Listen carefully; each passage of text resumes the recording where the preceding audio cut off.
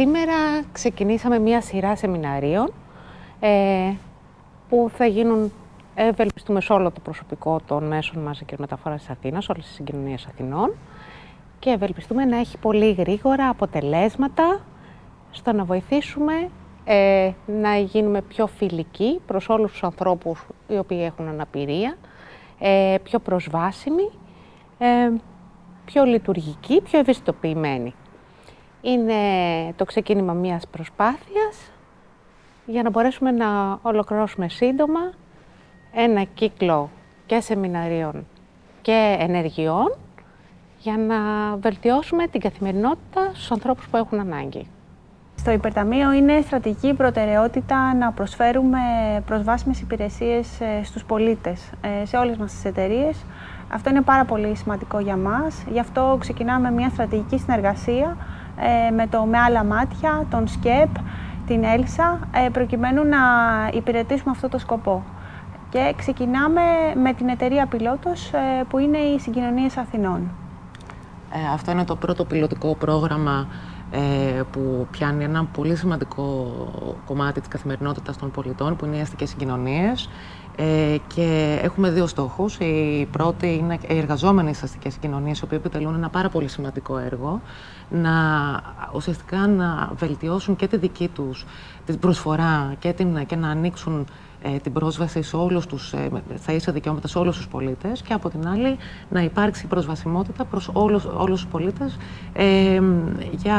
και στην καθημερινότητα και στα λεωφορεία και στο μετρό και όσο όλο το εύρος των αστικών συγκοινωνιών. Ο ΣΚΕΠ ανταποκρίθηκε στην πρόσκληση του με άλλα μάτια και εθελοντικά είμαστε μαζί στην πιλωτική δράση εξοικείωσης και ενημέρωσης για την αναπηρία για τους εργαζόμενους των αστικών συγκοινωνιών. Είναι ένα πρόγραμμα που λειτουργεί βιωματικά και διαδραστικά. Εκπαιδεύονται οι εργαζόμενοι στο κομμάτι της κινητικής βλάβης, της οπτικής βλάβης, στο κομμάτι του αυτισμού. Αρχικά η εκπαίδευση ξεκίνησε μέσα από ένα διαδραστικό παιχνίδι, το οποίο ονομάζεται Kahoot. Μέσα από ορισμένες ερωτήσεις θέτουμε τις βάσεις στη βασική εκπαίδευση για το τι θα πει αναπηρία, τι θα πει προσβασιμότητα, συμπερίληψη και τι μπορεί ο καθένας από εμάς να κάνει προκειμένου να γίνουμε όλοι πιο συμπεριληπτικοί. Υπάρχει ένα βιωματικό κομμάτι στο πλαίσιο που έρχονται κάποια λεωφορεία και μπορούμε να δούμε άνθρωποι με κινητική βλάβη με αμαξίδιο πώς μπορούν να μπουν και να βγουν στο λεωφορείο. Το δεύτερο κομμάτι αφορά την εξοικείωση με την οπτική βλάβη. Το τρίτο και τελευταίο κομμάτι αφορά την εξοικείωση με τον αυτισμό και το σύνδρομο Asperger. Και κλείνει όλη η εκπαίδευση με ερωτήσεις και απαντήσεις, τις οποίες μπορούν να έχουν οι εργαζόμενοι από όλη την ημέρα.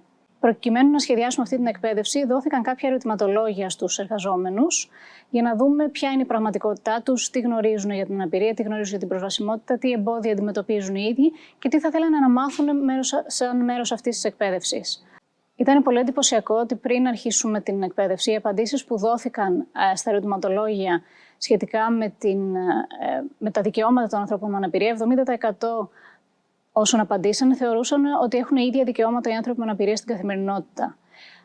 Όταν τελείωσε η εκπαίδευση, 70% συμφώνησαν ότι δεν απολαμβάνουν τα ίδια δικαιώματα στην καθημερινότητα όπως όλοι οι υπόλοιποι πολίτες. Ήταν μια πολύ ωραία εμπειρία η σημερινή. Η συνάντηση με ανθρώπους του πεδίου, ανθρώπους που δουλεύουν και συναντούν συχνά άτομα με αυτισμό, στη δική μου περίπτωση, είναι πάρα πολύ σημαντική. Είναι διαδραστική.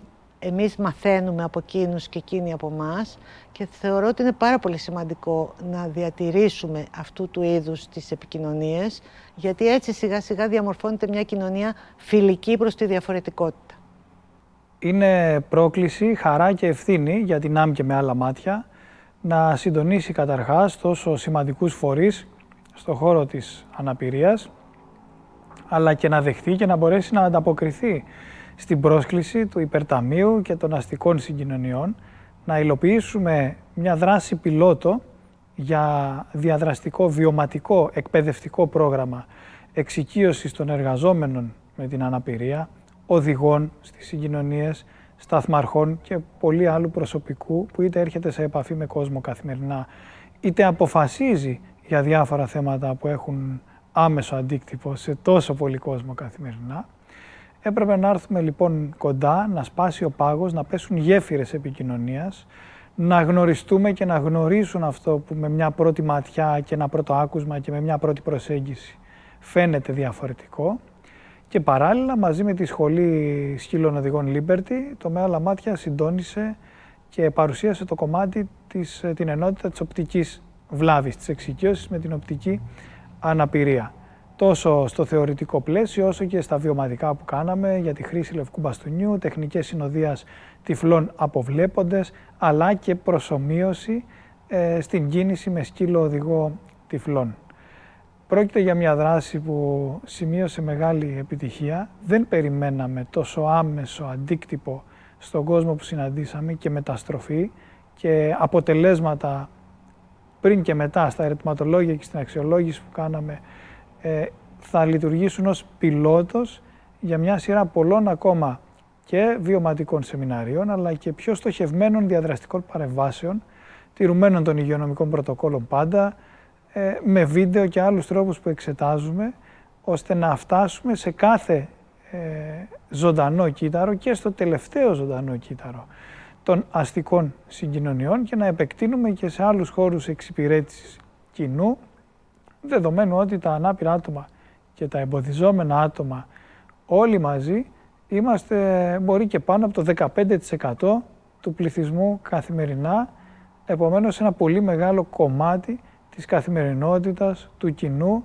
και της εξυπηρέτησης που καλούνται να διαχειριστούν οι αστικές συγκοινωνίες και όχι μόνο.